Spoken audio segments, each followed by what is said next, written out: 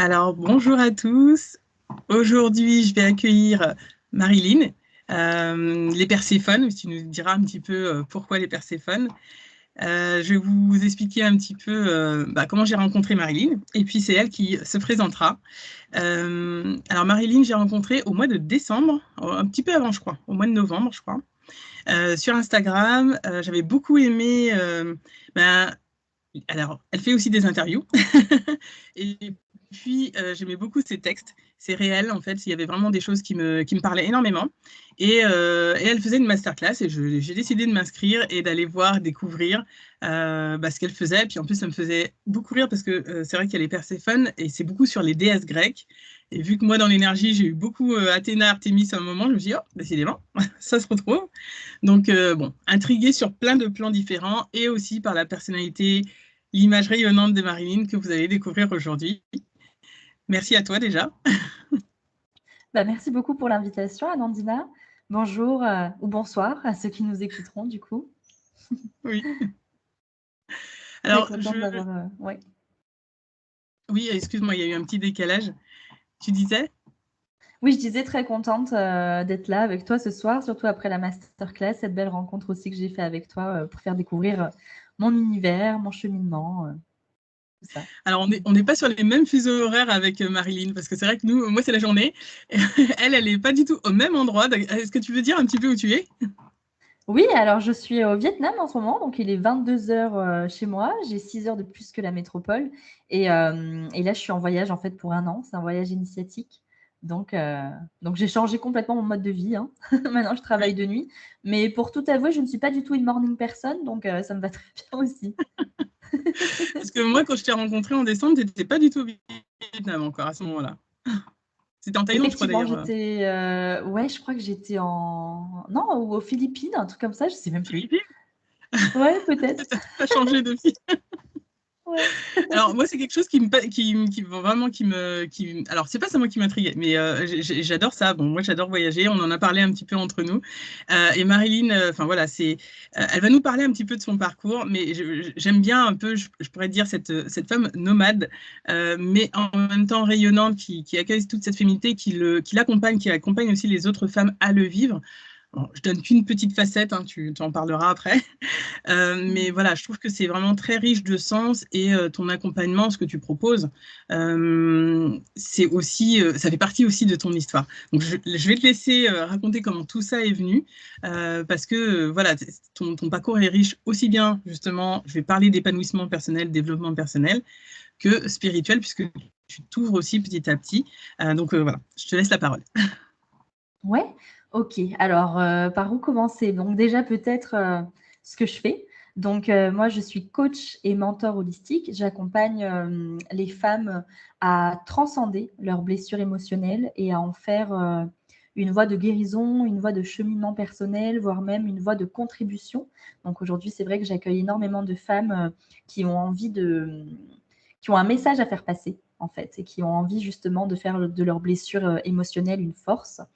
Comment j'en suis arrivée là? Tout simplement, c'est mon histoire, hein. Moi, j'aime bien dire be the product of your product, hein, dans le sens où moi, clairement, c'est vraiment mon propre cheminement personnel. Mon accompagnement est tiré justement de ce cheminement-là. Je vais parler peut-être en premier de la partie. En fait, tout est lié. Non, je ne vais pas faire de séparation. Si tu veux, moi, j'ai un pourquoi qui est très fort aujourd'hui. J'ai eu une enfance particulièrement pas atypique, mais assez violente, on va dire. Donc, j'avais un papa alcoolique, violent. Donc, il y avait beaucoup de violence conjugale, hein. Ma mère était une femme battue. Et en fait, aujourd'hui, j'ai à cœur de dire que j'ai eu vraiment la représentation typique du féminin blessé avec ma maman, qui a subi des attouchements, donc qui a été battue, qui se dévalorisait en permanence, extrêmement pessimiste, et un père, du coup, qui est vraiment dans le masculin blessé pour le coup. Donc, violence, pas de gestion des émotions, qui dépensait tout son argent, qui a eu l'impression d'avoir raté sa vie au niveau professionnel. Donc, moi, pas de frères et sœurs, j'ai dû évoluer dans ce contexte et dans cet environnement. Et je pense que ma spiritualité, en fait, est venue déjà depuis mon plus jeune âge. Moi, j'aime bien dire que mon premier souvenir en tant qu'enfant, c'était c'est assez étrange et assez paradoxal. J'ai une mère qui était chrétienne, catholique, et j'ai mon papa qui m'a toujours dit qu'il était athée. Et pourtant, il me mettait souvent sur ses épaules quand j'étais enfant. Et en fait, on regardait les étoiles. Et moi, j'avais vraiment une connexion avec cette étoile. Alors, il me disait que c'était l'étoile du berger. Après, j'ai su que c'était la planète Vénus. Je me suis fait tatouer Vénus sur le bras. Petite anecdote dont je ne parle jamais d'ailleurs. Hein, ça, c'est en exclusivité.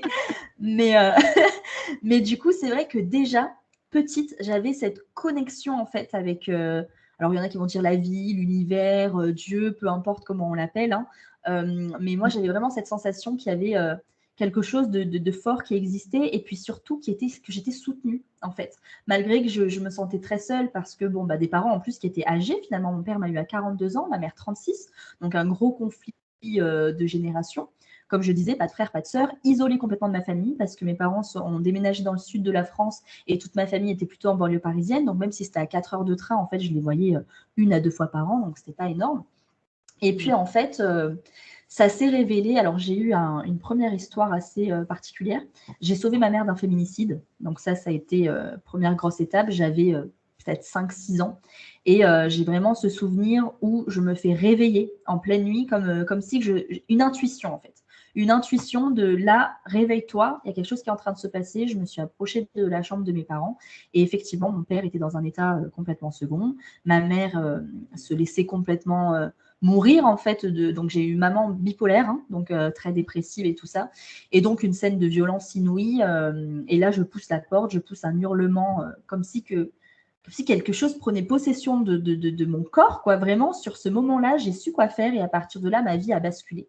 C'est-à-dire que j'ai déjà ce souvenir, donc comme je dis, j'ai 5-6 ans, mais j'ai la maturité de quelqu'un de bien plus âgé et peut-être 1 ou 2 ans qui ont suivi, j'ai demandé à mes parents de m'inscrire au catéchisme. Parce que j'avais déjà à cette époque, imagine, hein, 7-8 ans, cette envie de comprendre les choses, de me dire, il y a quelque chose qui est là, on a un créateur, je veux savoir. Donc ça a commencé, moi j'aime bien faire la différence entre religion et spiritualité, mais pour le coup, c'est la religion qui m'a amené à la spiritualité et la spiritualité qui m'a emmené à la religion.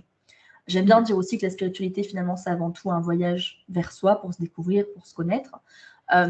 Et donc, du coup, moi, voilà, ça a été cette porte d'entrée-là. Et puis après, j'ai fréquenté un musulman. Je suis tombée amoureuse d'un musulman. On est restés ensemble pendant 6 ans, donc de mes 15 ans à mes 21 ans. Ça a été une relation... ça a été mon sauveur, hein. C'est lui vraiment qui m'extirpe de chez mes parents. Et là, donc, j'ai commencé à m'intéresser à la religion musulmane. Donc, j'avais déjà ce truc de, OK, moi, je crois en Dieu, mais pour moi, il n'y a pas de séparation. Je peux aussi bien aller dans une église que m'intéresser au Coran. Et puis après, bien plus tard, je me suis intéressée au bouddhisme et je suis partie une première fois en Asie. Et donc, là, je fais un grand bond en avant, mais pareil, ça a été un énorme déclencheur dans ma vie. J'ai fait une grosse dépression suite à une autre relation d'amour que j'avais eue après ce conjoint musulman. Et là, perte de sens, je faisais que de quitter des jobs, j'arrivais pas à rester plus d'1 an et demi dans une entreprise. Je sortais d'école de commerce, mon diplôme, enfin je me disais c'est pas possible quoi. Et j'avais pris le commerce, tu vois, pour sortir un peu de ce côté. Mes parents n'avaient pas d'argent, ils dépensaient tout.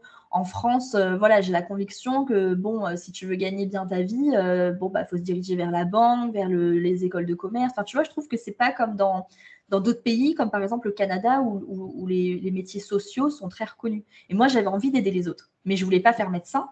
Et en fait, je savais que si je partais dans la voie sociale, ça allait m'épuiser, tu vois. Et donc, je suis partie une première fois toute seule en Asie, donc là, avec mon sac à dos. Et là, il m'est arrivé des trucs extraordinaires au niveau de ma spiritualité. J'ai commencé à faire des rêves prémonitoires. J'ai développé ce qu'on appelle le clair ressenti. J'avais vraiment une intuition très forte. J'avais vraiment ce truc où tout d'un coup, il y avait plein de choses qui prenaient sens. J'ai vécu vraiment des expériences assez paranormales, tu vois, des espèces de trucs où quand je me retrouve dans une situation où vraiment j'ai un tournant à prendre dans ma vie, c'est comme si que quelqu'un prenait possession de mon corps, là, qui me faisait acter les choses. Tu vois, je vais te donner un exemple très concret. J'étais au Cambodge et je devais prendre un avion pour aller au Japon, sauf que c'était pendant le Covid, donc 2020. Il y a beaucoup de choses qui s'étaient passées pour beaucoup de personnes en 2020. Et j'avais pris mon billet d'avance, tu vois, tout était pris. Et j'arrive sur le quai et je me dis, non, en fait, il ne faut pas que je prenne ce bus. Mais vraiment, c'était affirmatif. Mais le prochain bus, c'était 6 heures après. Tu vois, donc au niveau raison, j'étais en mode, mais pourquoi tu veux faire ça? Enfin, il n'y a aucune raison logique. Tu es en backpack. En plus, 20 euros, c'est l'équivalent de 20 plats. Donc, quand tu es toute seule en sac à dos, enfin, tu vois, tu limites un peu tes dépenses. Donc, vraiment, sur le papier, il n'y avait rien qui allait dans ce sens-là. Et en fait, c'est à ce moment-là où je te dis, il y a comme quelque chose qui prend possession de mon corps. Je suis dans ma tête, je réfléchis, mais mon corps, il est déjà en train d'agir et de changer mon ticket, tu vois. Et là, je laisse le bus partir. J'attends 6 heures toute seule en mode, mais qu'est-ce que tu fous, quoi? Et je prends un bus. Et là, j'ai un mec qui s'assoit à côté de moi. Et au moment où son épaule frôle la mienne, je sens que ce mec-là a fait une tentative de suicide dans les mois qui ont précédé. Et tu vois, c'est pas de la clairvoyance, j'ai pas de vision, mais c'est comme si que voilà, c'est une affirmation qui est là. Je sais qu'il s'est passé ça, je cherche pas à comprendre, il s'est passé ça. Et je suis attirée par un autre mec qui est devant moi. Et je sais pas, comme si je sentais qu'il allait se passer un truc avec ce mec-là. Et en fait, ce qui est fou, c'est que donc du coup, il y avait 6 personnes dans ce bus-là avec qui j'ai créé une colocation en plein Covid dans une île du sud de la Thaïlande parce que justement, en fait, c'était soit tu rentrais chez toi, bon ben voilà pour te confiner, soit tu faisais partie des peu de voyageurs qui restaient dans les pays pour vivre le confinement dans le pays. Et c'est vrai que c'était très anxiogène. Tu parles pas la même langue, il y a plus de touristes, tu dois renouveler ton visa. Et ben avec ces 6 personnes-là, on l'a fait. C'est moi qui ai un peu tout orchestré et tout ça. On est parti prendre une maison, on s'est confiné. Le truc, ça faisait très télé-réalité. Tu vois, je partageais tout sur Instagram. Les gens, ils hallucinaient, quoi. J'étais en plus seule française. C'est comme ça que j'ai appris l'anglais. Et donc, du coup, le mec qui était devant moi, dont je te parlais, c'est devenu mon copain. On est resté 1 an ensemble. Donc, quand je te disais, je sentais qu'il allait se passer un truc, c'est devenu mon copain. Et le mec qui a frôlé mon épaule, 3 mois après, on était en soirée, un peu en mode confession. Et là, il nous avoue qu'il avait fait une tentative de suicide, en fait. Et donc, du coup, bah, là, je comprends que mon intuition s'était avérée juste. Et après, s'en est suivi des rêves prémonitoires. Alors, pas hyper précis, mais tu vois, par exemple, je rêve d'une amie à moi qui m'appelle pour me dire qu'elle se marie. Le lendemain, j'ai vraiment une amie qui m'appelle pour me dire qu'elle se marie. Alors, pas la même amie que moi dans le rêve, mais bien un mariage. 2 mois après, elle a exactement la même situation avec une grossesse. Et là, je me dis, OK, il y a quelque chose, tu es en train de développer tes dons, etc. Et ce qui était assez fou, c'est que j'étais tiraillée à ce moment-là entre la meuf de la ville et la meuf spirituelle. Et ça a été mon combat un peu, tu vois, de plus faire de séparation, comme j'ai dit en intro, d'assumer d'être celle que je suis, la meuf de la ville, la meuf qui peut parfois être bling-bling, mais aussi celle qui est très chill, voilà, qui va en sac à dos, un peu roots. Enfin, tu vois, j'ai vraiment ce côté, les deux, quoi. Et donc, du coup, quand je suis rentrée à Paris, là, comme la sensation d'être coupée de tout, quoi. Coupée de ma corporalité, je me souviens, je m'étais décoloré les cheveux, donc coupée de mon identité, plus rien qui se passe au niveau des dons, enfin pas des dons, mais au niveau de ces facultés-là que j'avais réussi à découvrir, plus de rêves, rien du tout. Et je sens en fait que ça va pas, je suis malheureuse. En plus, on est en fin de confinement, on est en 2021 à ce moment-là, 1 an après. Ouais, donc c'est encore Paris, il n'y a pas les restos ouverts, il n'y a rien qui se passe. Et là, je me dis, non, il y a quelque chose qui ne va pas. Et je refais exactement la même situation. C'est-à-dire, j'écoute mon cœur. J'avais un bon Air France, je crois, de 400 euros. Ni une ni deux, je prends un billet d'avion.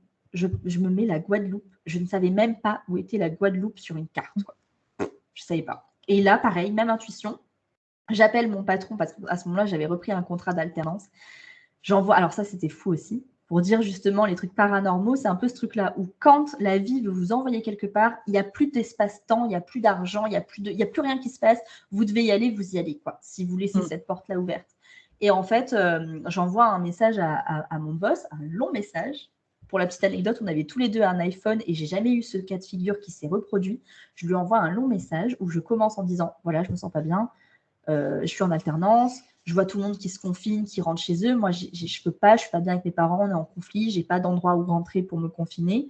Donc, j'ai envie de partir en Guadeloupe. Par contre, je m'engage à me connecter, etc. aux bonnes heures, il n'y aura pas de souci. Et je reviens dans 3 semaines. Et tout à la fin, comme j'étais en alternance et que j'avais débuté mon contrat il y a 3 mois, je lui ai dit, par contre, si ça pose problème au niveau de l'entreprise, je n'y vais pas. Écoute, il n'a pas reçu la fin de mon message ce soir-là. On était le vendredi. T'imagines, vendredi, on quitte le bureau, je lui annonce dimanche, je pars, j'ai déjà un billet. Donc lui, sous le coup de l'ego, en fait, il est vexé. Je l'ai su qu'après et il m'envoie bon, bah, de toute façon, tu as pris ta décision, bah, vas-y, quoi. Moi, qui pensait qu'il avait reçu le message en entier. Bon, bah, je me dis trop cool, quoi, le manager. Bon, bah, nickel, quoi. Je pars, je prends mon billet et tout. J'arrive en Guadeloupe. Le lendemain, je me connecte. Donc, je crois qu'il est 3 heures du matin en Guadeloupe et 8 heures pour la France. Et là, je comprends que je suis licenciée. Donc, tout va très vite. Je me dis, qu'est-ce qui se passe? Comment ça, je suis licenciée? Mais attends, je t'ai prévenu, tu m'as donné ton aval. Il me dit, écoute, Marilyn, je viens seulement de recevoir la fin de ton message. Et c'est comme ça que j'ai su. Et là, je me suis dit, OK, il n'y a pas de hasard. Clairement, ça veut dire que je dois rester en Guadeloupe. J'avais peur à ce moment-là. Je ne me faisais pas encore confiance à 100%.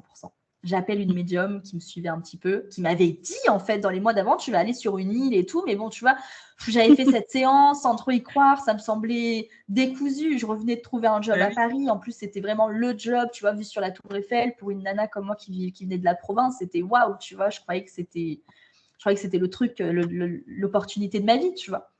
Et donc, du coup, quand elle m'a dit ça, c'est rentré par une oreille, c'est sorti par l'autre. Puis finalement, je relis la consultation des mois après quand je suis en Guadeloupe et ça fait complètement sens, tu vois. Et je me dis, ah non, mais en fait, elle ne s'est pas trompée, tu vois, c'est vrai. Et donc, je la contacte. Écoute, dans une semaine, je dois rentrer en France, j'ai mon billet de retour, mais je sens qu'il faut que je reste en Guadeloupe. J'ai besoin que tu me confirmes. Est-ce que c'est le bon choix ou pas? Elle me dit, oui, fais-toi confiance, tu verras, tu vas trouver un job et tout. Et là, pareil, truc extraordinaire. Je suis allée en Guadeloupe, je n'avais pas pris mon permis de conduire. Je ne savais pas qu'il fallait louer une voiture. Je suis partie avec 300 € sur mon compte. Je ne savais pas du tout que j'allais me faire licencier. Donc, tu vois, je m'étais dit, je fais un peu de couchsurfing, un peu d'Airbnb, je vais me débrouiller pour 3 semaines. Je n'avais pas prévu d'y rester 3 ans. Pour la petite anecdote, j'y suis restée 3 ans. Et en fait, du coup, alors attends, comment ça se passe? Je suis en train de perdre le fil. Ouais, donc elle me dit, tu vas trouver un job. Et là, truc de fou, je me mets sur Tinder. Je ne m'étais jamais mise sur Tinder. Je rencontre un mec qui me dit, je ne sais pas pourquoi, on commence à parler de spiritualité très vite, et il me fait comprendre que sa mère est dans la spiritualité, qu'elle a des facultés, tu vois, et il me dit comme ça, je ne sais pas pourquoi, je pense que ma mère va t'aider. Bon, je finis le date, voilà, pour moi c'était un date, le gars je l'ai intéressé, moi je n'étais pas plus intéressée que ça, je dis bon ok, on verra, tu vois. Et ce qui est fou, c'est que comme je te disais, pas de voiture, rien, il faut savoir que la Guadeloupe c'est quand même une grande île, c'est petit quand on y vit, mais c'est voilà, une grande île, c'est quand même une grande superficie, tu vois, pour te donner un ordre d'idée. J'ai un entretien d'embauche au centre de la Guadeloupe, donc à Baie-Mahault, pour ceux qui connaîtront, qui écouteront ce podcast. Et en fait, moi, je suis de l'autre côté, à Saint-Claude, où rien ne se passe. Je voyage en stop et tout. Je profite de la vague du Covid pour dire, ouais, je suis qu'à contact, je ne peux pas venir à l'entretien, donc il faut qu'on le fasse en visio et tout. Je sens que je réussis l'entretien. Il me reste 50 € sur mon compte. C'est pour faire le job. C'était directrice d'une agence de soutien scolaire. Donc, il y avait ce côté commercial, mais il y avait le côté soutien scolaire qui me plaisait, plus humain. Et là, il me reste 50 € sur mon compte. Je vais dans une boutique de dépôt et vente et je m'achète 2 robes avec les 50 € restants, 2 robes cintrées pour rentrer dans l'image quand même de la chef d'entreprise. Je me prends une paire de talons. Enfin, tu vois, je prends ça. C'est vraiment mes dernières économies. Je joue all-in, quoi. Vraiment, j'ai plus rien à perdre. Et là, je repense à ce mec-là. Je l'appelle. Je dis, écoute, j'ai trouvé tel job. J'ai besoin d'un appart. Est-ce que tu pourrais me loger? Tu m'as parlé de ta mère et tout. Ces personnes-là m'hébergent pendant 3 semaines, le temps que je reçoive mon permis de conduire. Écoute, ils habitaient, je te jure, à 2 minutes à pied de l'entreprise où j'ai été prise. Enfin, tu vois, c'est pour ça que je te disais avant, quand même, la Guadeloupe, il y a quand même une superficie. Enfin, le truc était, mais malade, quoi. Tout était aligné. Je fais ce truc-là pendant 3 semaines. Je refais un date Tinder avec un mec que je rencontre qui est devenu mon meilleur ami, que j'ai d'ailleurs rejoint en Asie il y a de ça 3 mois aux Philippines. Donc, c'est vraiment un de mes meilleurs amis maintenant. Pareil, le gars, on se pose, il est dans une énorme coloc. Je lui dis, bah écoute, il n'y a pas une chambre de libre. Il appelle, il pose un message. Bon, bah il y a une chambre qui se libère le samedi. On était le mardi. Ni une, ni deux, je prends ma valise et voilà. Et c'est comme ça que je suis restée 3 ans en Guadeloupe et que même en Guadeloupe, il s'est passé des trucs de fou pour moi. C'est là où j'ai commencé les stages de thérapie brève. Donc de là a découlé un énorme travail sur ma vie, sur mes traumas, sur mon enfant intérieur, sur mes lignées transgénérationnelles. Vraiment un énorme cheminement qui a été dense parce que je rencontrais des personnes finalement qui faisaient ce travail-là sur 10 ans. Moi, je l'ai fait en 1 an. Donc, tous les week-ends, j'ai fait des stages, je me suis complètement coupée. Au début, c'était dur parce que je trouve que quand tu ouvres cette porte-là, il y a un moment où, en tout cas pour ma part, ça m'a coupé de ma spontanéité. Ça m'a un peu coupé aussi de ma légèreté, tu vois. J'étais dans une coloc où les gens aimaient bien faire la fête, s'amuser. Moi, j'avais ouvert tellement de trucs en termes de conscience, en termes de développement personnel. C'était énorme d'un coup, tout ce truc-là, tu vois. Et du coup, ben, voilà, tous les week-ends, je l'ai passé en thérapie et tout ça. Et j'ai complètement repris mon pouvoir sur la femme que j'étais. J'ai complètement, alors je ne vais pas dire guérir, parce que j'aime pas dire qu'on guérit ses blessures, mais transcender. J'ai transcendé, transmuté toutes mes blessures. Je suis passée d'une femme qui était dans la dépendance affective, qui était dans la victimisation, qui avait vraiment des comportements passifs-agressifs, tu vois, beaucoup de colère, à une femme aujourd'hui qui est bien dans ses baskets, voilà, qui fait preuve de sagesse, qui va suivre son cœur, qui va prendre des décisions alignées. Et en fait, quand j'ai découvert ça, j'ai fort pensé à ma maman et je me suis dit, punaise, il y a encore tellement de femmes aujourd'hui qui sont dans ce féminin blessé, qui sont dans cette posture de victimisation, qui sont dans des relations qui ne sont pas épanouissantes, que ce soit au niveau du couple, au niveau du professionnel, au niveau de l'argent, tu vois, parce que j'ai commencé aussi à décanter des choses au niveau de mon argent aussi. Et là, je me suis dit, mais en fait, elle est là ma mission. Là, j'ai compris, tu vois, ça a été une illumination. Je me suis dit, mais punaise, elle est là ma mission. Et là, je me suis dit, en fait, mes blessures, c'est comme si que tout avait servi pour celle que je suis aujourd'hui.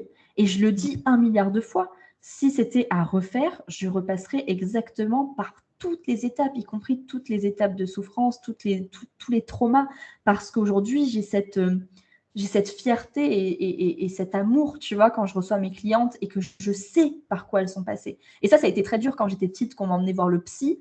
Tu sais, c'était des trucs horribles, quoi, qu'on apprenait dans les bouquins. Ah oui, mais il ne faut pas que tu prennes la responsabilité de tes parents. Mais j'ai 7 ans, tu vois, mes parents, c'est ma vie, j'ai pas de frères et sœurs, tu vois. Et donc, je voyais bien que les personnes qui me conseillaient n'avaient pas vécu mes traumas. Donc, c'est super dur pour moi de leur faire confiance. Et aujourd'hui, ce qui se passe avec mes clientes, c'est juste magique parce qu'en fait, je suis passée exactement par ce qu'elles vivent. Et donc, je sais que c'est pas définitif.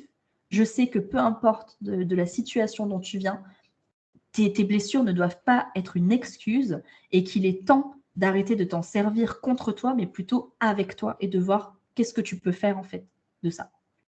Donc voilà, j'ai essayé de synthétiser, c'est un petit peu long, mais voilà un petit peu le cheminement. Mais j'aime bien ce que tu dis sur le fait de pas être contre soi, parce que en fait, c'est vrai qu'on peut entendre beaucoup de choses. Je trouve qu'il y a beaucoup de... Alors, je ne sais pas s'il y a des thérapies, mais en fait, parfois, par des mots, des choses comme ça, on a tendance à nous renvoyer la balle en disant bah, c'est ta faute que. Et il faut savoir que quand on est dans des processus de trauma, etc., on ne peut pas tout de suite s'en rendre compte. On n'a pas non plus les outils. On ne sait pas comment faire. Et des fois on ne se rend même pas compte dans quelle situation on est à ce moment-là. Donc, c'est facile de dire, oh, t'as qu'à t'en sortir, t'as juste à faire ça. En plus, tout ce qui est relations un peu toxiques, etc., quand on est dedans, alors en plus, quand on est dedans très jeune, je pense que du coup, on n'a pas les repères de qu'est-ce que c'est qu'une relation saine, qu'est-ce que c'est qu'un comportement, une communication saine, et que du coup, bah, ça met du temps. En fait, on met du temps à déjà découvrir qu'il faut qu'on apprenne à s'aimer soi, que ben là, en fait, on ne connaît pas nos limites, que des fois, on s'est trop laissé marcher sur les pieds, etc.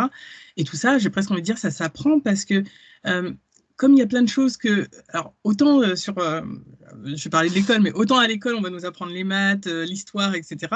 Autant on ne nous apprend pas, en fait, c'est vrai, à nous écouter, à savoir quand c'est bon pour nous, quand c'est désagréable pour nous. Parce enfin, qui aujourd'hui va nous dire écoute, là, comment tu te sens? Mais vraiment, Bah oui, c'est clair. Mais même machinalement, c'est clair, hein, quand tu croises tes collègues de boulot, c'est toujours ouais, est-ce que ça va? Oui, ça va. Mais en fait, c'est clair qu'on creuse pas. Et j'aimerais rebondir aussi sur un truc que tu dis par rapport. Moi, j'aime beaucoup parler de responsabilité, de souveraineté, de comprendre aussi que tout part de soi. Moi, pendant longtemps, j'ai fait l'autruche quand j'étais dans la dépendance affective. Je me rends compte à quel point j'ai dû saouler mes amis parce que tu vois, j'étais très entourée. Donc à chaque fois, elle me disait, mais ce gars-là, il n'est pas pour toi. Là, tu es en train d'accepter l'inacceptable. Mais bon, moi, déjà, je reproduisais des schémas.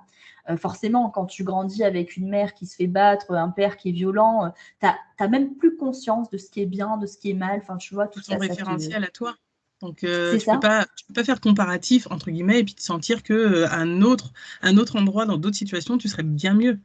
Et quelque part, il faudrait Oui. presque le vivre pour après pouvoir petit à petit sentir le décalage. Mais et encore, il faut se reconnecter à ses émotions, à ses ressorties corporelles, etc. Il y a tellement de choses que, enfin, voilà, ça se fait pas en claquement de doigts, en fait. Moi, il y avait une phrase qui m'avait marquée. Alors, je ne sais plus qui c'est qui me l'avait dit, mais j'aime bien l'utiliser maintenant. C'est qu'en fait, je me suis rendu compte que c'était moi qui étais toxique.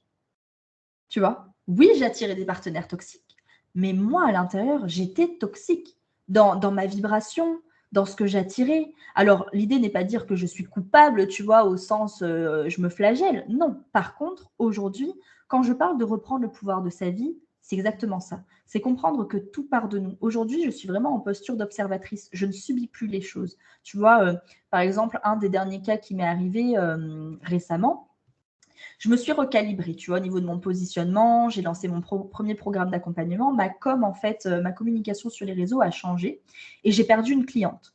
Et au départ, ça a été le drame pour moi, tu vois. Je me suis dit, oh, mais qu'est-ce que j'ai mal fait, etc. Et puis, petit à petit, je suis revenue à ma souveraineté et je me suis posé la question, mais qu'est-ce qui est en train de se passer? Qu'est-ce que ça dit de toi? Qu'est-ce que ça reflète de toi? Prends le temps, observe, ne t'accroche pas à des émotions, à des trucs, à des pensées. Et en fait, j'ai juste compris que je me suis recalibrée et qu'il y a une désélection qui s'est faite qui était totalement en phase, totalement naturelle et qu'il n'y a pas d'histoire de bien, de mal, enfin, pas du tout. C'est juste que ça s'est fait naturellement et aujourd'hui, j'ai vraiment cette faculté, tu vois, à comprendre les choses et à dire, OK, bon, bah là, c'est le facteur de quelque chose. Donc, ça a été ma vibration qui a changé. Encore une fois, ma communication, où du coup, je ne m'adressais plus à cette cliente-là. Et c'est juste que, il y a quelques mois en avant, c'était certainement voilà, ce genre de personne que j'avais envie d'attirer. Et puis, en fait, au fur et à mesure, ça a changé. Mais encore une fois, il n'y a rien de péjoratif, ni pour moi, ni pour elle. Mais c'est intéressant, tu vois, de vraiment reprendre cette responsabilité-là et de se poser aussi la question de dire, OK, pourquoi je me heurte à telle situation? Par exemple, quand je fais face à des critiques, alors ça m'arrive de plus en plus rarement, mais tu vois, par exemple, pendant un moment, c'était toujours les effets miroirs, tu vois, c'est ces fameux effets miroirs où en fait, tu vas douter finalement de toi ou de ton projet et tu vas te heurter à des personnes qui vont venir critiquer ou qui vont s'inquiéter pour toi et qui vont juste être le reflet de ce que tu penses à l'intérieur de toi et ça te permet juste de te dire, OK, est-ce que là, ces craintes, ces peurs, elles m'appartiennent ou est-ce que, au contraire, ça me permet de comprendre que je suis bien ancrée là et que là, je change au niveau, enfin, j'évolue et j'ai plus envie que ce genre de pensée vienne me court-circuiter, quoi. C'est ça, tout à fait. Et en plus, comme les autres sont là pour justement nous aider, en fait, c'est un peu comme, on faudrait voir ça un petit peu comme on enlève certaines couches, et du coup, pour vérifier qu'on l'a bien compris, qu'on est en train de l'enlever et qu'on a bien compris comment ne plus ancrer ça en nous quelque part, ne plus le garder, ben, il faut que ça se reflète dans la réalité, enfin dans la matérialité, j'ai envie de dire, et du coup, le plus simple moyen, bah, c'est les personnes qui sont autour de nous, donc nos amis, la famille, etc. À quelqu'un qui va nous donner un avis sur Internet, peu importe. Mais du coup, effectivement, ça nous fait travailler parce que on est humain, en fait, on est humaine. Pour le coup, on est deux femmes, donc on est humaine. Et que, bah oui, forcément, ça vient nous toucher parce que, en plus, quand on fait ces métiers-là, on le fait pas parce qu'on a envie de se faire voir forcément, même si à un moment, on peut s'accepter aussi et accepter de se voir aussi. Mais ça touche aussi des parties de nous qu'on a transmutées aussi. Mais voilà, il y a aussi encore un peu cette fragilité parfois qui va aller de mieux en mieux avec le temps, hein, l'expérience, etc. Mais en fait, on est tous en train de se construire. Donc, jeter la pierre à quelqu'un en train de lui dire, voilà, bah, en fait, c'est qu'il y a quelque chose qu'on ne veut pas voir en l'autre. Et ça, il faut. Alors, bien sûr, il y en a qui vont avoir la conscience d'eux et pas d'autres. Hein, c'est pas grave, chacun fait son chemin à son rythme.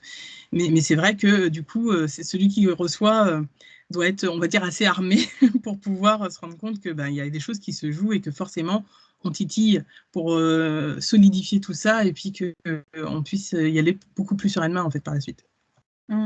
C'est très très vrai et c'est pour ça que moi j'aime bien dire, des fois on a tendance à être tellement dégoûté, tu vois, de certaines expériences qui nous sont arrivées. Alors on se dit, bon bah voilà, je me mets en mode ermite, je me mets dans ma grotte, ça y est, je décide que tout le monde est con et moi je suis pas trop mal et je m'enferme. Et en fait, c'est justement ce qu'il ne faut pas faire parce que je suis totalement d'accord avec toi que aujourd'hui les personnes qui nous entourent et toutes les situations qui nous arrivent dans la matière, c'est vraiment ce qui nous permet d'être sur notre cheminement, sur notre évolution. Parce que pour moi, ma croyance, hein, c'est que voilà, notre âme, elle vient aussi pour s'incarner, que la vie humaine, c'est juste. Enfin, moi, je vois ça comme une école et comme une expérience, tu vois. Mais ma propre école, tu vois. Là, tout à l'heure, tu parlais d'école, de ce qu'on apprend. C'est clair que là, c'est pas du tout comme ça que je vois les choses, mais c'est voilà, je me fixe des règles, je réajuste. Et puis surtout, j'aime bien dire que je vois la vie un petit peu comme un terrain de jeu, tu vois. J'aime bien prendre les choses avec plus de légèreté et revenir aussi à. Ah, ça a coupé, tu m'entends? Donc, on a eu une petite Mais coupure. ouais, je Donc, disais tu juste disais que ton école. Voilà, et que moi j'aime bien, tu sais, me dire que la vie c'est un terrain de jeu. Alors ça veut pas dire que je prends pas les choses au sérieux, tu vois? Il faut trouver toujours ce juste milieu. Mais voilà, j'aime bien, continuer de regarder avec des yeux d'enfant, vraiment remettre de la légèreté aussi, tu vois? Aujourd'hui, c'est vraiment mon message en tant que chef d'entreprise aussi, hein, parce que, du coup, c'est cette image-là que je renvoie. C'est vraiment la femme chef d'entreprise qui peut voyager, qui communique avec légèreté, qui parle de sujets profonds. Donc là, on va venir aussi à l'idée des déesses de la mythologie grecque. C'est un enseignement en fait qu'on m'avait transmis dans une formation de féminin sacré que j'avais fait. Et moi, ça m'avait parlé tout de suite. Moi, j'aime bien me réapproprier aussi les outils. Les déesses, en fait, de manière générale, ça m'a toujours beaucoup inspirée. Et ce que j'aime en fait, c'est qu'en travaillant avec les archétypes féminins, donc des images, je trouve que ça permet de travailler sur ces blessures de manière décomplexée.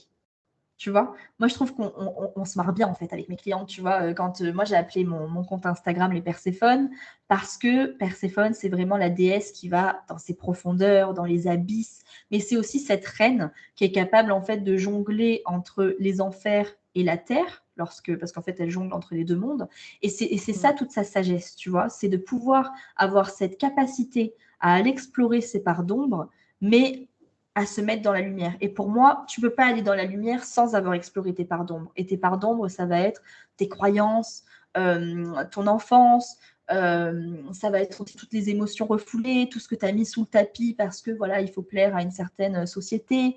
C'est toutes ces choses-là en fait qu'on a mis sous le tapis, c'est exactement ça. Et donc, tu vois, avec mes clientes, on en rigole quoi, quand on est dans nos trucs et qu'on dit ah là, tu es en train de perséphoner à fond, tu vois, on arrive à en rire. Et je trouve que tu vois, le fait que ce soit des images qui peuvent parler à tout le monde, tu vois, je pourrais même parler à des jeunes filles finalement, avec ces images, les enseignements des déesses, les valeurs qu'elles incarnent, leur histoire. Chacune peut s'y retrouver.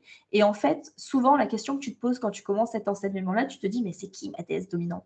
La réalité, c'est que on est toutes les déesses à la fois, on les incarne toutes, soit dans l'ombre, soit dans la lumière.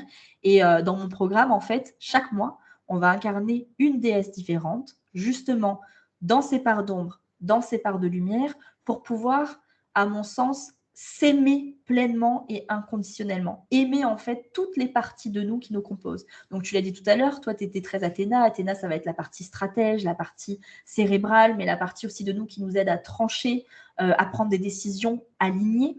La spécificité d'Athéna, si elle est dans l'ombre, c'est le fait qu'elle va être un petit peu coupée de son corps parce qu'elle va être beaucoup dans le mental. Tu vois, après, on va avoir Artémis, c'est la femme sauvage en nous. C'est celle qui a aussi ce côté féministe, tu vois, qui a souvent un message à porter. Mais c'est aussi très intéressant pour les relations amoureuses. Chaque déesse a une vision justement avec le masculin qui lui est propre. Et je trouve que c'est un enseignement vraiment qui apporte à tous les niveaux. Et il y a ce côté magique, tu vois. Moi, j'aime beaucoup faire des photos avec mes clientes. Là, justement, on fait une retraite à Bali au mois d'août, comme tu le sais. Et donc, du coup, pour les clientes qui seront là, j'ai pris une photographe qui est très connue. Donc, on va faire une journée shooting où les femmes vont pouvoir se déguiser avec, enfin voilà, se mettre des robes, des bijoux et vraiment incarner leur puissance et leur souveraineté. Et moi, c'est ça mon message, en fait, c'est qu'on puisse voilà, sortir de toutes ces couches, comme tu disais tout à l'heure, qu'on se met, tous ces trucs où on se fait petit, où on n'ose pas briller. Moi, j'ai envie aujourd'hui que les femmes puissent prendre leur place sans avoir peur d'être en danger, parce que derrière ça, c'est souvent ça. On a peur d'être vu, on a peur d'être jugé, on a peur d'attirer la jalousie, d'attirer le mauvais œil, toutes ces choses-là. Et c'est vrai que quand tu chemines à un moment donné, quand tu reprends confiance en toi, en ton pouvoir, en ta sagesse, tout ça, tu vois, ça se diminue complètement et ça laisse place à celle que tu es. Et honnêtement, aujourd'hui, moi, je sais que je suis dans ma mission. Alors, je sais que ça peut changer, qu'elle va évoluer, hein. Je suis jeune, j'ai 31 ans. Mais en tout cas, ma vie aujourd'hui me correspond. Je suis vraiment bien dans mes baskets. Je pense que ça se voit. Souvent, je reçois des messages. Oh, Marilyn, tu rayonnes. Enfin, tu vois, même ce mot, tu rayonnes, c'est très bien choisi, quoi. Tu brilles, tu transmets ta lumière. Et vraiment, moi, j'ai envie de voir de plus en plus de femmes qui prennent leur place quand je pense que il y a encore quelques années, c'était pas possible. Moi, ma mère, quand je lui ai dit que je voulais être chef d'entreprise, elle m'a dit oh non, mais c'est un métier d'homme, tu vois. Qu'est-ce que tu vas faire ça? C'est un métier d'homme. Donc, il y a encore, tu vois, des croyances qui sont bien ancrées. Et, euh, et voilà, je pense qu'il est temps maintenant. Oui, bah, en fait, je pense que presque limite, tu as déjà fait le résumé de Il est temps. Je pense que oui, il y a beaucoup de femmes, tu l'as dit, hein, qui se, peut-être qu'ils se cachent, hein, mais pour justement pour se protéger.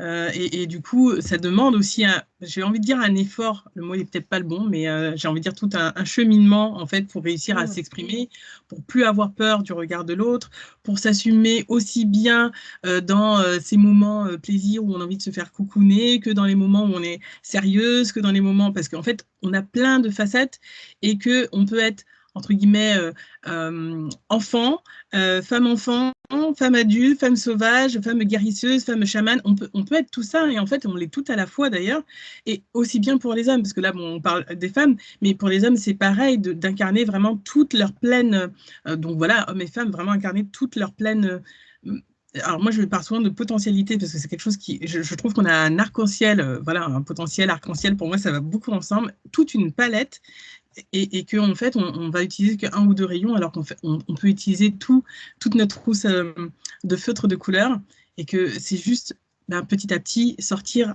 aller voir ses ombres, c'est très important. Et en plus, ça me fait rire parce que cette année, ils nous ont dit que 2024, il fallait vraiment aller voir, on nous invite vraiment à aller voir nos ombres, parce que justement, c'est que comme ça qu'on va pouvoir vraiment déployer toutes ses ailes et s'envoler.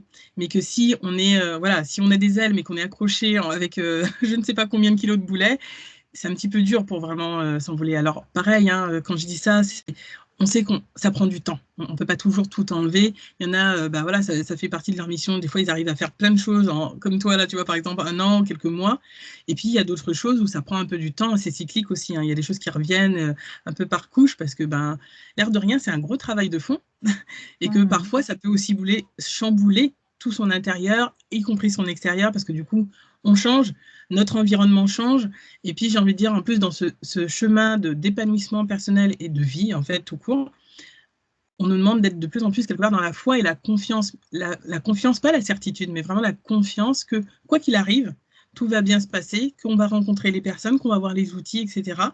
Mais que bah, y a des phases, en fait, il y a des moments où on a besoin de temps, on a besoin bah oui, de temps parce qu'il y a plein de choses qui vont s'enlever, je vais dire, pendant ce temps-là, se libérer pour qu'on puisse y arriver et atteindre ces nouveaux paliers, ces nouvelles étapes, et qu'il faut aussi être doux avec soi. Donc, moi, je sais que c'est pour ça, j'avais aussi envie de te contacter à l'époque parce que j'avais aussi envie d'être accompagnée à un moment et que ça fait du bien aussi. À des moments, on a besoin de douceur et que bah, des fois, on peut faire des choses tout seul par soi-même. Et il y a des moments, ça fait du bien aussi d'être un peu épaulé, de savoir qu'il y a quand même quelqu'un qui est là. Je pense que toi, c'est pareil. De toute façon, tu te fais aussi coacher, tu es aussi suivi, mais parce qu'en en fait, on est humain et que on continue en fait d'apprendre et de s'ouvrir. Bah oui, effectivement, je voulais rebondir là-dessus quand tu as dit que je suis allée vite. Alors clairement, ça fait partie de ma personnalité. J'ai toujours été, ultra rapide à l'école, machin et tout. Mais, aujourd'hui, c'est avec certitude que je te dis que si j'avais pas été accompagnée parce que j'ai eu 3 mentors en 2023. Là, j'en ai encore 2, une sur l'argent, une sur, mon entreprise et en fait parce que peut-être que Alors ça a ah, coupé, c'est bon, ouais. ça a Ouais, coupé. ça a coupé. Je me disais: «Est-ce qu'il faut que je continue, que je parle?» Je sais pas si ce sera coupé au montage. Ça a coupé, bah, je reprendrai là où, voilà, mais ça a coupé au moment où tu disais que tu avais encore deux mentors, donc une sur l'argent et là ça a coupé. Ah, oui, donc une, sur la partie plus, entreprise, business et je sais qu'aujourd'hui, clairement, c'est grâce à ce choix-là que j'ai pu avancer aussi vite parce que c'est vrai que c'est assez atypique. Très souvent, les gens alors déjà, première chose, ils vont se lancer en tant qu'auto-entrepreneur ou en tant que micro-entreprise. Moi, j'avais déjà le mindset de: «Non, moi, j'ai envie de créer une société, quelque chose de grand, quelque chose d'exponentiel» et puis surtout, j'avais déjà ce truc de: OK, j'ai besoin que ce soit des mentors qui m'inspirent, pas seulement des coachs, des mentors qui m'inspiraient en fait. Je voulais vraiment des personnes, parce que la différence entre coach et mentor, coach, il va plus être sur les outils, etc. Les deux sont liés, hein. Moi, je suis coach et mentor holistique, mais ma posture est différente. Pour moi, le mentor, il va vraiment s'inspirer de son histoire, dans le sens où euh, tu prends un mentor parce qu'il a déjà fait ce que tu as envie de faire, en fait. Et c'est parce qu'il a déjà fait ce que tu as envie de faire qu'il va pouvoir te montrer la voie, te guider si tu veux. Et donc, du coup, moi, je me suis inspirée de mentors, évidemment, qui me ressemblaient. J'avais suivi Aurélie côté, qui elle était une femme qui, voilà, dans son histoire, elle a connu la rue. Enfin voilà, pour ceux qui la connaissent pas, je vous invite vraiment à aller découvrir. Elle a écrit un livre et tout ça qui s'appelle Né pour impacter. Et voilà, moi tout de suite, ça avait, tu vois, ça avait fait tilt. Je me suis dit, oh, tu vois, on peut faire quelque chose de ces blessures. J'en étais déjà sûre qu'on pouvait en faire quelque chose. Mais là, j'avais la preuve vivante de cette femme qui devait rien à personne finalement, qui était partie de rien et qui a aujourd'hui construit, à mon sens, une entreprise qui voilà, elle a accompagné des centaines de femmes. Elle est ultra inspirante. Donc Aurélie, si tu vois cette vidéo, big up à toi. Mais, mais voilà, enfin, tu vois, c'est vraiment, je m'inspire en fait de ces personnes-là. Et l'idée, c'est pas de se comparer parce que en fait, cette personne-là, elle a traversé tes peurs, tes doutes, tes croyances et elle est passée justement par tout ça. Mais c'est de se dire aujourd'hui, qui est-ce que tu as envie d'incarner? Parce qu'en soi, c'est pas tant le résultat qui compte, c'est la personne que tu es sur ton chemin, justement, et tout ce que tu vas mettre en place pour arriver de là où tu as envie d'aller. Mais c'est pour ça, pour moi, si tu n'as pas de pourquoi qui est fort et si tu sais pas où tu vas, c'est compliqué, tu vois, de créer quelque chose. Donc, je fais un parallèle avec ça, mais ouais, pour moi, c'est hyper important. Et c'est pour ça, aujourd'hui, quand j'entends qu'en France, on dénigre le coaching ou l'accompagnement parce qu'il y a beaucoup de croyances que c'est pour l'argent, etc. Les gens ont du mal à comprendre que l'argent, la transaction est nécessaire, en fait. Moi, j'ai fait le test. J'ai commencé les coachings. Je vendais ça à 30 euros, c'était dérisoire. Et en fait, je tombais que sur des femmes qui n'étaient pas engagées parce qu'elles n'étaient pas engagées financièrement. Et aujourd'hui, il faut comprendre que tu ne vas pas mettre la même énergie dans ta transformation si tu mets 30 euros ou si tu mets 3 000 euros. Donc, c'est vraiment comprendre ça. Et c'est comprendre aussi de l'autre côté qu'en tant que chef d'entreprise, si tu as envie d'impacter, si tu as envie de lever ta voix, de porter ton message, bah, tu as besoin d'avoir des fonds, tu as besoin de pouvoir investir. Enfin, voilà, moi, c'est comme ça que je vois les choses. Je sais qu'aujourd'hui, j'ai envie vraiment de toucher de plus en plus de personnes. J'ai d'énormes projets là qui vont arriver cette année. Et donc, du coup, pour moi, c'est important. Encore une fois, il n'y a pas de séparation entre les deux et tu peux très bien avoir cette envie de grandeur et pour autant être hyper accessible. Moi, je sais que si je fais des petits accompagnements, je fais 2-3 cohortes par an et je limite à 12 personnes pour pouvoir justement garder cette proximité. Aujourd'hui, avec mes clientes, on se parle régulièrement, je leur envoie toujours des messages sur WhatsApp, mais tu vois, il y a vraiment cette confiance, cet amour et c'est quelque chose aujourd'hui que j'ai envie de conserver. Même si j'ai envie d'impacter à grande échelle, je veux vraiment continuer à répondre aux gens sur Instagram, continuer à connecter parce que pour moi, c'est le plus important dans ce que je fais, quoi. Ah oui, en fait, c'est l'humain. C'est vrai que après, je pense que on fait beaucoup de choses parce que en France, c'est en train un peu de s'ouvrir. Dans plein d'autres pays, c'est déjà le cas. Ils ont déjà beaucoup compris que en fait, tout ça, c'est justement. On pourrait parler de management parce que ça va aussi avec. Les côtés anglo-saxons, ils ont déjà pas mal compris ça, donc c'est beaucoup plus ouvert, beaucoup plus riche sur tout ce domaine-là. Quand je dis anglo-saxon, c'est aussi franco-québécois. Oui, Voilà, c'est totalement. vraiment toute cette sphère-là. Mais voilà, c'est déjà beaucoup. En plus, toi, tu es déjà. Enfin, là, tu es en Asie. Donc, tu vois aussi que c'est complètement ouvert. Enfin, voilà. En France, on a vraiment des idées assez arrêtées encore parce que c'est pas encore assez ouvert sur plein de choses. On est en train d'apprendre, du coup, un petit peu à retardement ce que d'autres pays ont déjà commencé à intégrer, à mettre en place. Bon, ça fait partie de l'histoire, puis c'est en train de s'ouvrir petit à petit. Mais c'est vrai que quand on voit dans d'autres pays comment ça se passe, quand on discute avec d'autres pays, d'autres personnes en fait étrangères, la spiritualité, ça fait déjà vraiment partie, en dehors des religions, je parle aussi, ça fait déjà partie de leur quotidien. Ils savent déjà en fait que les esprits, que tout ça, voilà, ils ont besoin, ils savent que sortir de certains traumas, etc., ça prend du temps et qu'il faut se faire un petit peu accompagner à certains moments parce que enfin, voilà, comme je disais, il y a des choses, oui, on peut les faire seul, mais il y a des moments où on sent qu'il y a besoin de soutien parce que, en fait, on fatigue, il y a plein d'autres choses, on n'a pas toujours tous les outils, on a besoin d'être soutenu, etc. Enfin, là, toi aussi, tu pourras en parler, mais on sent qu'il y a des moments où on a besoin d'un petit coup de pouce pour justement monter de créneau et pouvoir s'installer, en fait, sur ce palier-là et continuer. Aujourd'hui, moi, je te dirais même, pour moi, alors je vais peut-être être un peu directe et peut-être que mon propos va être un peu arrêté, mais j'aime bien aussi prendre des positions.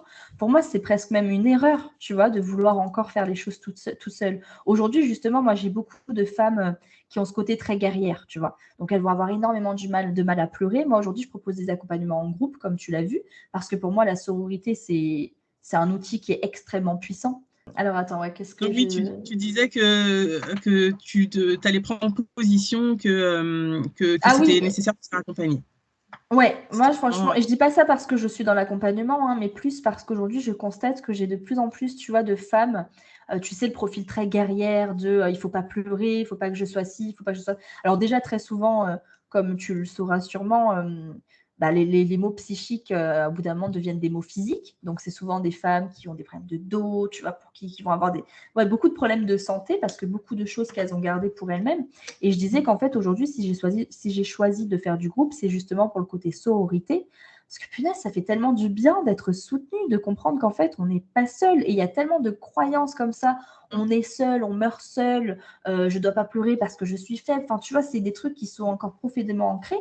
Mais aujourd'hui, honnêtement, pour moi, c'est une erreur. À l'époque de nos parents, c'en était pas une parce qu'il y avait beaucoup moins d'informations, c'était pas coutume, tu vois. Mais aujourd'hui, à l'heure où on est quand même très connecté justement, comme tu dis, aux pays anglo-saxons où c'est normal de prendre soin de soi, de penser à soi, de sortir en fait tout simplement de son nombril là, et d'aller rencontrer aussi le monde extérieur. Et c'est pour ça que moi aujourd'hui, je pense sincèrement que c'est une erreur de continuer à vouloir cheminer seul. Alors après, je sais qu'il peut y avoir le côté financier, mais tu vois, moi par exemple, quand j'ai commencé, j'avais pas le côté financier, j'ai commencé par faire du troc. Ma première formation de coaching holistique, j'ai fait du troc parce que ma formatrice recherchait une community manager. J'étais absolument pas community manager, mais bon, je savais gérer un minimum les réseaux sociaux. Et on a commencé comme ça, tu vois. Donc aujourd'hui, il n'y a plus d'excuses d'argent, de temps. Non, le temps, tu dois le trouver pour toi. Si tu ne peux pas trouver de temps pour toi, comment tu veux après en plus trouver du temps aux autres? C'est ça aussi. Aujourd'hui, je vois tellement de personnes qui sont dans le sacrifice, qui pensent aider tout le monde, qui ont des paroles bien pensantes aussi, mais qui derrière ne se font pas vraiment accompagner. Parce que oui, je suis d'accord avec toi, on peut faire des choses seules, mais ce qui est beau dans l'accompagnement, c'est que moi, j'aime bien dire des fois, c'est un peu comme sur la chaise du con. C'est-à-dire que toi, tu as très bien compris l'histoire de la personne. On est en groupe, tout le monde a vu la personne, mais l'histoire de la personne, mais la personne bug complètement, tu vois, parce qu'elle est là, elle est dans son ego, elle a mis des filtres, elle a mis des couches et des couches et des couches, et donc elle ne voit même pas le truc qui est totalement évident. Et c'est avec beaucoup de bienveillance que je dis ça, parce que ça nous arrive à tous, hein, de toute façon, c'est normal, on s'est mis des protections. Et il y a une raison aussi à ce qu'on se mette des protections comme ça. Mais il y a un moment où aujourd'hui, moi, j'invite les femmes à pleurer, j'invite les femmes à poser des genoux à terre et à exprimer pleinement leur vulnérabilité et comprendre qu'elles ne sont pas en danger. Parce que tu vois, c'est toujours ce truc-là, on se raconte tellement d'histoires, on a toujours l'impression que non, mais si je fais ça, je vais être attaquée. Et le problème, c'est que tant qu'on nourrit cette croyance-là, c'est ce qui se passe finalement. Parce qu'on l'attire aussi. Mais du coup, ouais, moi, voilà, je suis un peu crue là-dessus. Mais je pense sincèrement, moi, le message que j'ai envie de transmettre, c'est arrêtons quoi, de vouloir tout faire tout seul, de vouloir porter des trucs et des trucs. Aujourd'hui, encore plus, là, je suis au Vietnam en ce moment, j'ai fait le musée de la guerre récemment. Je suis d'origine vietnamienne pour information, ma mère est vietnamienne. Donc là, c'est quand je te disais voyage initiatique. J'ai rencontré la famille de mon grand-père pour la première fois aujourd'hui. Donc c'était assez particulier. Mais voilà, quand tu vois ce peuple résilient, qui est dans le sourire, qui est dans l'accueil, qui te sourit alors que tu es français, que tu es française ou que tu es américain, en sachant tout ce qui s'est passé, enfin franchement, il s'est passé des choses horribles, tu te dis, mais c'est bon, quoi, arrêtons de... Parce que voilà, après bon, sinon je vais repartir dans des conversations, je vais vouloir refaire le monde.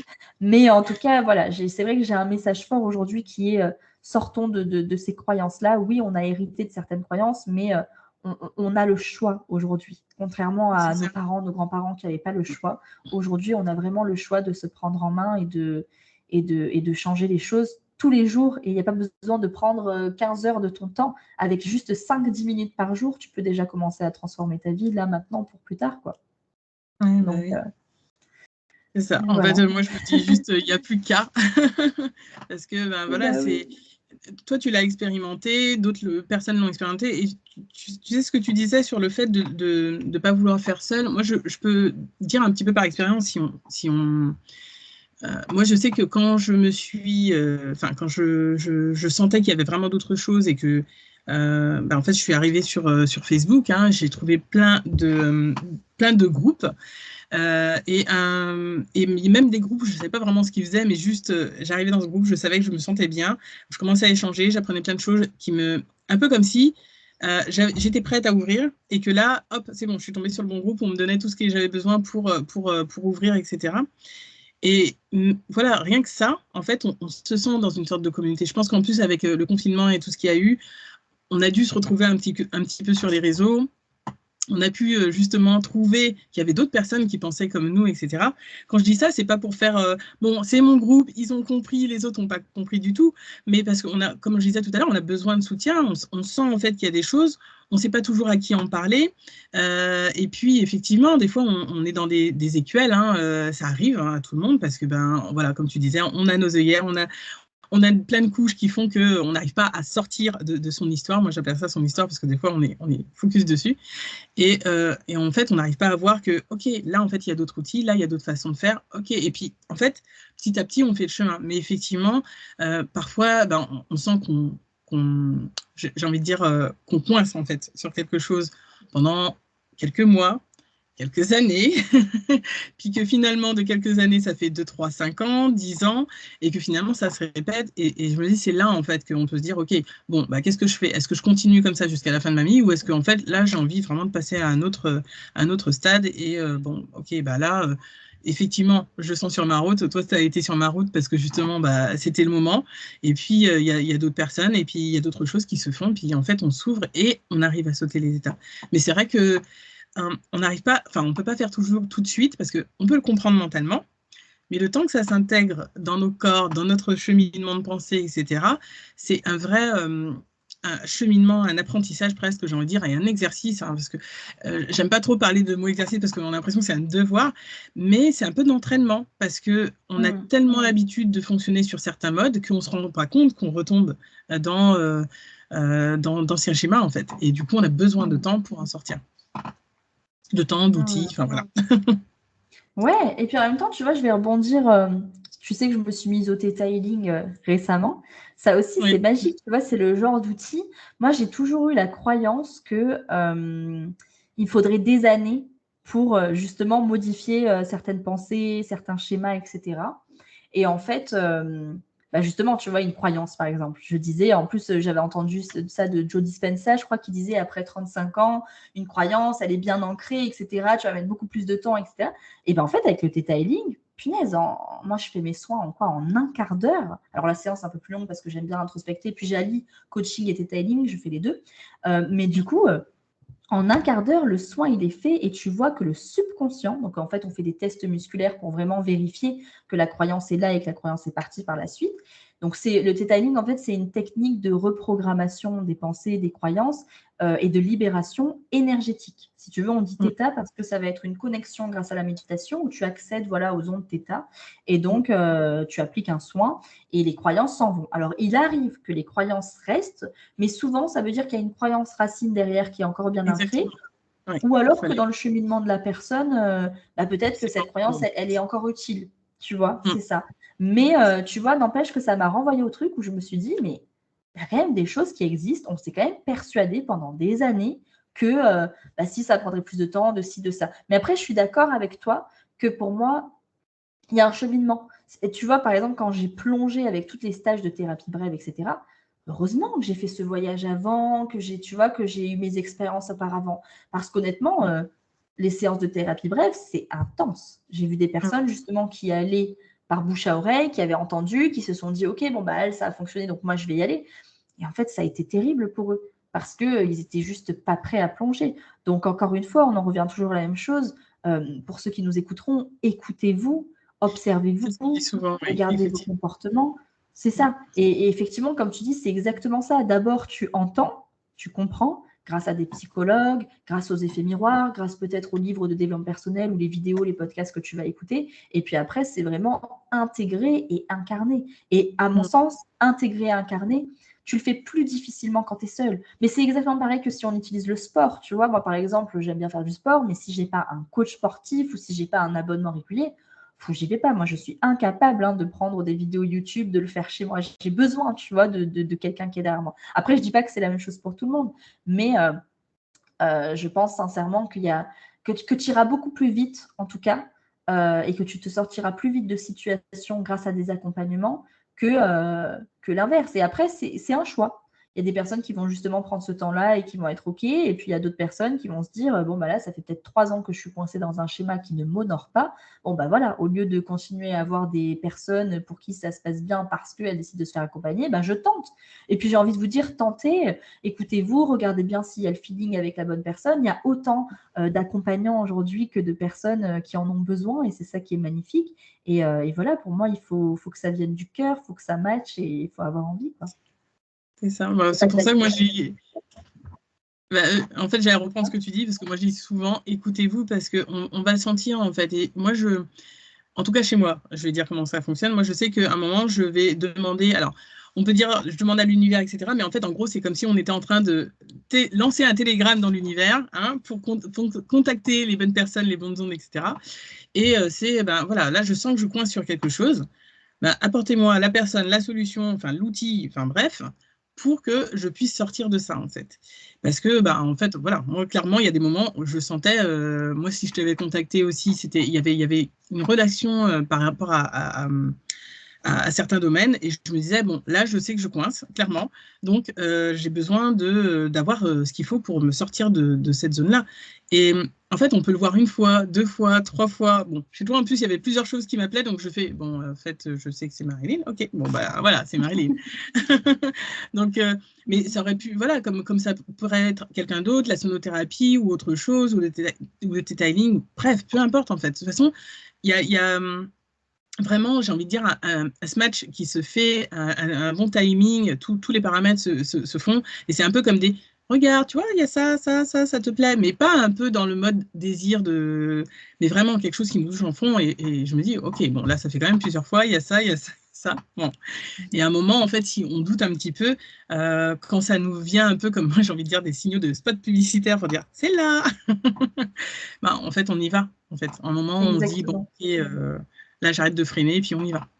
Mais bon, on a besoin de juste savoir parfois, peut-être pour les personnes qui peuvent douter, bon, est-ce que c'est la bonne? Écoute, moi, c'est simple. Bon, avec toi, j'ai pas hésité parce que j'entends assez bien. Donc, du coup, c'était OK, c'est Marilyn.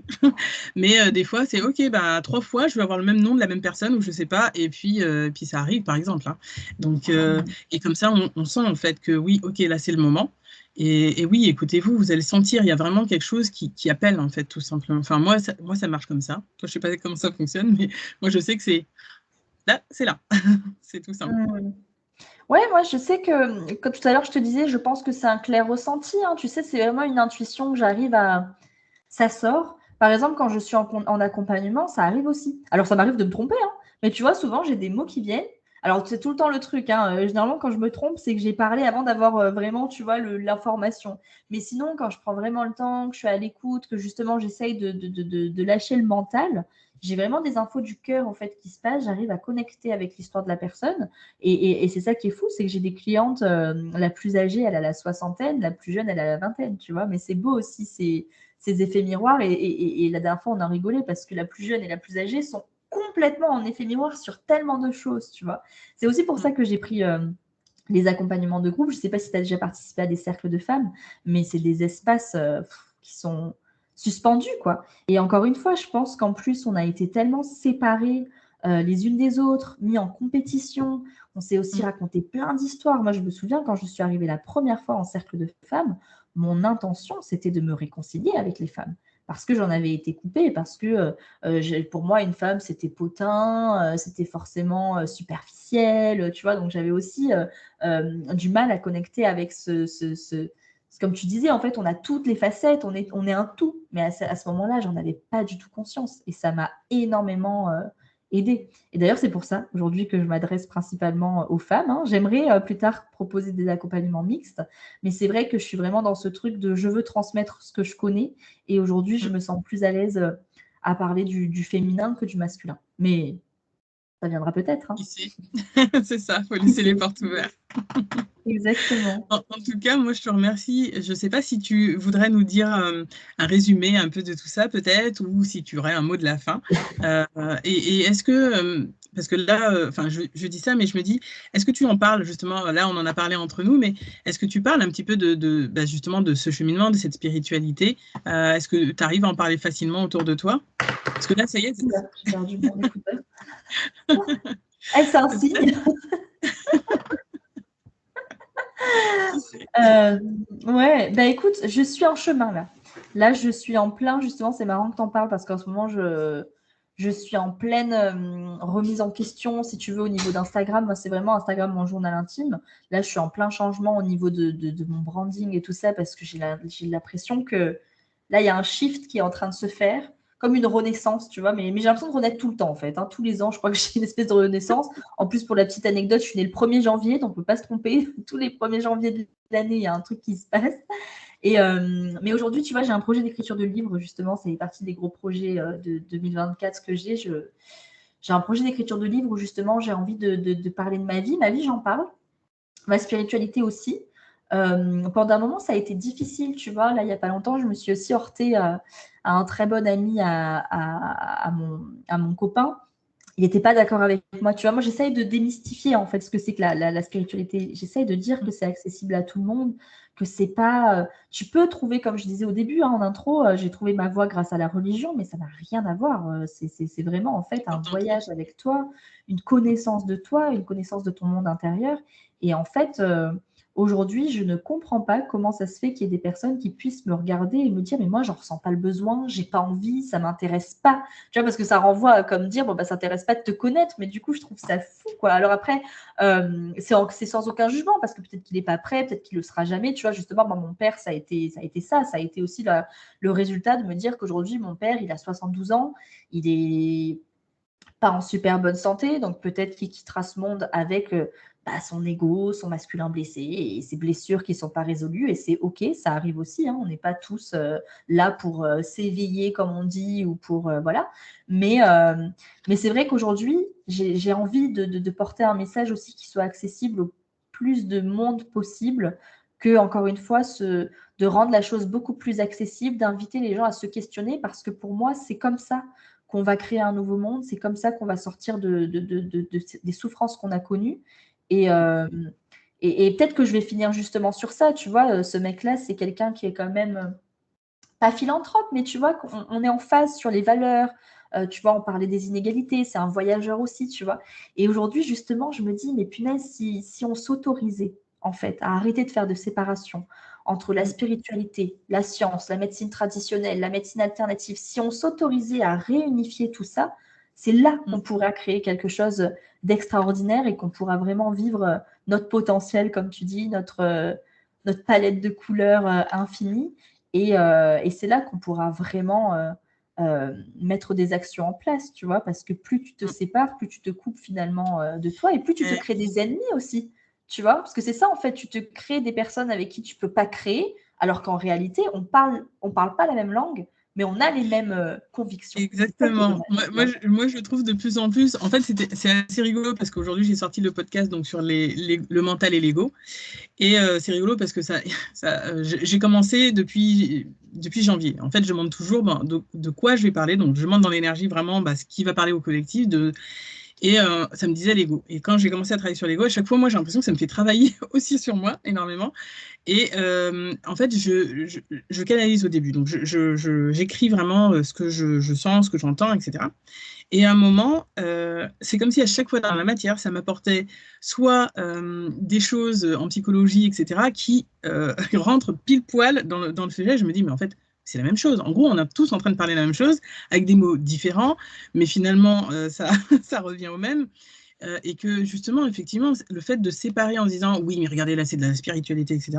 Moi, je me rends compte de plus en plus. Hein, en plus, la spiritualité, c'est pas quelque chose de perché, c'est pas quelque chose de on est dans notre monde. Effectivement, quand on va sur des énergies hautes, en plus là, tu le sens de plus en plus dans tes timings, tu sens qu'il y a vraiment des choses très beaucoup plus hautes en énergie, beaucoup plus d'amour, beaucoup plus de douceur, beaucoup plus de bienveillance, mais ça n'a rien à voir avec de l'humain, vraiment. Parce que moi, je sens la différence. Et je sens que c'est beaucoup plus léger, en fait. C'est vraiment beaucoup plus léger. Et quand moi, ce que je me rends compte, c'est qu'à chaque fois, et d'ailleurs, là, cette année, c'est un petit peu ça, j'ai l'impression que depuis septembre-octobre, on me fait travailler le fait de tout ce qu'ils m'ont enseigné depuis 2-3 ans, que maintenant, OK, j'ai compris, il faut que je l'intègre. Donc maintenant, le podcast, c'est un peu ça, c'est que je parle de la spiritualité, mais c'est à travers mon vécu, mon expérience, comment on le vit sur Terre, parce que c'est faire le pont finalement faire le pont, et on se rend compte que dans la matière, il y a des équivalences dans la science, au niveau de plein d'autres pays, que dans plein d'autres pays, ils avaient déjà découvert pas mal de choses, mais qu'ici, on est juste en train de l'apprendre et de le découvrir, alors que ça fait des siècles qu'on en parle. Moi, je pense surtout à l'Asie, parce que souvent, en plus, en Asie, ils étaient assez... Alors, il n'y a pas que l'Asie, hein, mais vraiment, en plus, bon, j'ai une sensibilité là-bas, donc c'est forcément, même si moi, je ne suis pas née là-bas, mais voilà, il y a vraiment quelque chose de très ouvert. Comme chez les Indiens d'Amérique, etc. Enfin, c'est très riche finalement. Et on a tellement spolié en fait toutes ces cultures-là en se disant oui, mais regardez, ils sont complètement, ils savent pas du tout, c'est de la nini, enfin, on sait, hein, c'est normal. Le colonialisme a un petit peu bradé, écrasé toutes les langues, les civilisations, les cultures, l'histoire, etc. Alors que finalement, on est en train de redécouvrir ça et le mettre à la sauce un peu, on va dire, occidentale, alors que finalement, ça a toujours fait partie du paysage humain, et que c'est juste qu'on est en train de découvrir de nouveau, avec nos mots, on va dire, un peu plus scientifiques ou un petit peu plus spirituels, peu importe, mais finalement, tout ça, c'est la même chose. C'est la même chose. Exactement. Et c'est quand on arrive à comprendre que finalement, c'est juste que, effectivement, il y en a qui sont déjà assez connectés, même dans les sciences, hein, il ne faut pas croire. Même dans les... Moi, je sais que j'ai rencontré des personnes en psycho, en physicien, etc. Et finalement, ils sont déjà dedans. Mais voilà, on ne va peut-être pas forcément en parler ouvertement parce qu'il y a encore des frigidités, on dira, qui font que bon, on y va à tâtons. Mais finalement, quand on se rend compte que on serait beaucoup plus ouvert, mais bon, on sait, hein, voilà, il y a besoin de décristalliser tout ça, les croyances, les conditionnements, etc. On se rend compte que finalement, on pourrait aller beaucoup plus vite et qu'effectivement, on est en train de le construire, co-construire ce monde, et que plus on abat les murs entre les domaines, on pourra dire, plus vite on pourra arriver à quelque chose de beaucoup plus serein, hein, pour l'humanité et de beaucoup plus riche, sans justement toutes ces guerres, ces critiques, auto-jugements, critiques envers chacun, etc. En fait, c'est ce qui nous fait, j'ai presque envie de dire, c'est ce qui nous fait perdre le plus de temps finalement. C'est, mais bon, voilà, c'est clair. En tout cas, merci. Je pense que sinon, on pourra parler encore longtemps de tout ça, mais voilà, je te remercie vraiment pour ce partage, pour ce temps que tu as passé avec nous. Et moi, je remettrai toutes les infos si vous voulez retrouver Marilyn, les Perséphones, ses programmes, son voyage à Bali, etc. Et ses autres programmes qu'elle fera plus tard dans le futur. Et en tout cas, j'avais vraiment envie de te remercier. Vous verrez qu'elle fait vraiment de très belles choses. Et puis voilà, voilà. C'est le mot de la fin. En tout cas, moi, je suis très heureuse d'avoir eu ce moment avec toi. Ouais, moi aussi. Merci beaucoup pour cette invitation. Merci à tous ceux du coup qui écouteront ou verront ce podcast. Et puis voilà, hein. De toute façon, on reste connectés pour la suite. Et voilà. Merci à tous. Merci à tous pour votre écoute. Et puis, je vous dis à bientôt. Bonne soirée, bonne journée pour ceux qui commencent. Et puis, on se retrouve pour de nouvelles aventures. À bientôt.